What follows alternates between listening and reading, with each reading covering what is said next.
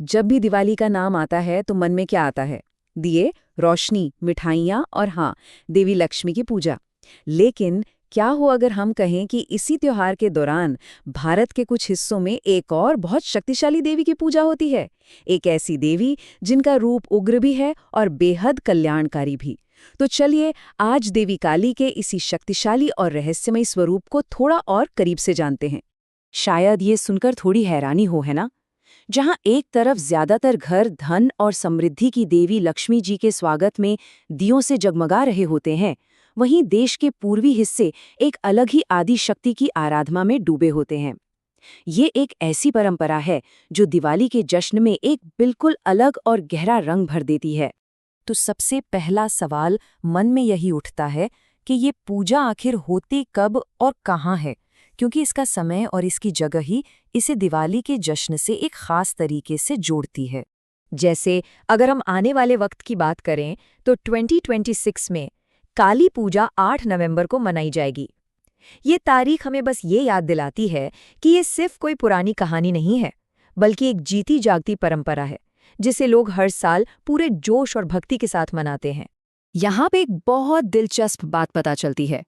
देखिए, दिवाली की जो अमावस की रात होती है, उस रात जहाँ ज्यादातर भारत में देवी लक्ष्मी की पूजा की जाती है, वही बंगाल, ओडिशा और असम जैसे राज्यों में ठीक उसी रात देवी काली की आराधना होती है।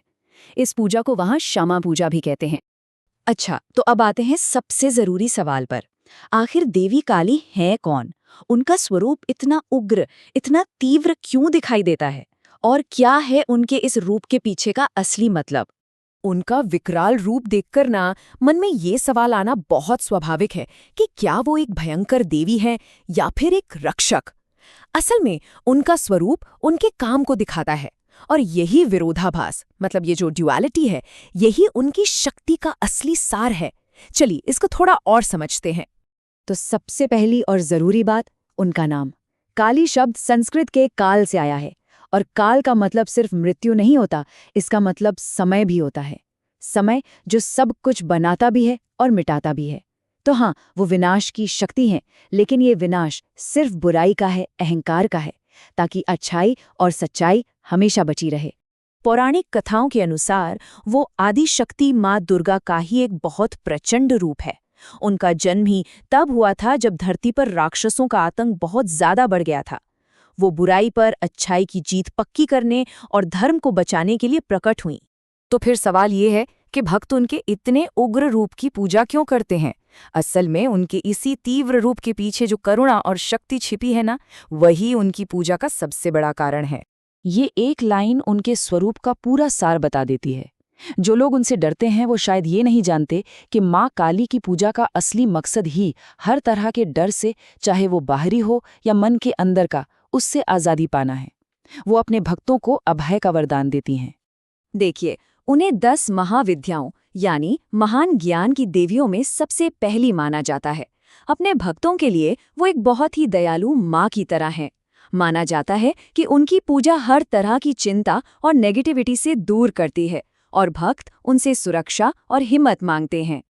कई लोगों को लगता है कि उनकी पूजा सिर्फ तांत्रिक या बड़े-बड़े पंडित ही कर सकते हैं, क्योंकि तांत्रिक साधना में बहुत मुश्किल रिचुअल्स होते हैं। पर सच कहूं तो ऐसा बिल्कुल नहीं है। घर पर भी बहुत सादे और सरल तरीके से उनकी कृपा पाई जा सकती है। चलिए देखते हैं कैसे। घर पर पूजा करने के लिए बहुत कुछ नहीं करना है। बस देवी की एक तस्वीर या मूर्ति रखिए, उन्हें रोली का तिलक लगाइए, लाल गुड़हल के फूल उन्हें बहुत पसंद है तो वो चढ़ाइए। फिर एक साफ आसन पर बैठकर उनकी मंत्र का जाप कीजिए और आखिर में उन्हें भोग या प्रसाद अर्पित कर दीजिए। बस, ये बहुत ही सरल और असरदार तरीका है। इस पूजा में क्रीम क्रीम क्रीम स्वाहा मंत्र का एक खास महत्व है। क्रीम को उनका बीज मंत्र कहते हैं, जिसमें बनाने, पालने और विनाश करने तीनों की शक्ति समाई है। ऐसी मान्यता है कि इस मंत्र का 108 बार जाप करने से मन के दुख दूर होते हैं, घर में शांति रहती है और जिंदगी में एक पॉजिटिव एनर्जी आती है। लेकिन क्या देवी काली का सिर्फ यही एक उग्र रूप है? नहीं, उनके बहुत सौम्य और कल्याणकारी रूप भी हैं, जो उनके कई नामों से पता चलते हैं। ये समझना जरूरी है कि वो जितनी विनाश की देवी हैं, उतनी ही सृजन की भी देवी हैं। चलिए, उनके कुछ और रूपों को भी जानते हैं।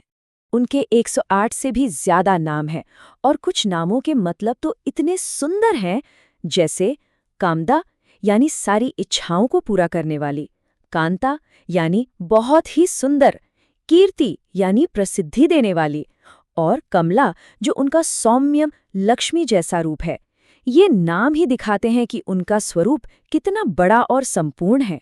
तो अंत में ये सवाल हमारे सोचने के लिए हैं। एक ऐसी शक्ति जिसका रूप तो इतना उग्र है, पर जिसका दिल करुणा से भरा है, वो हमें अपनी जिंदगी में नेगेटिविटी से लड़ने और जरूरी बदलाव लाने के बारे में क्या सिखा सकती है? शायद यही कि सच्ची सुरक्षा और तरक्की के लिए कभी-कभी उन चीजों का विनाश करना ही पड़ता है जो हमें आगे बढ़ने से रोक रही हैं।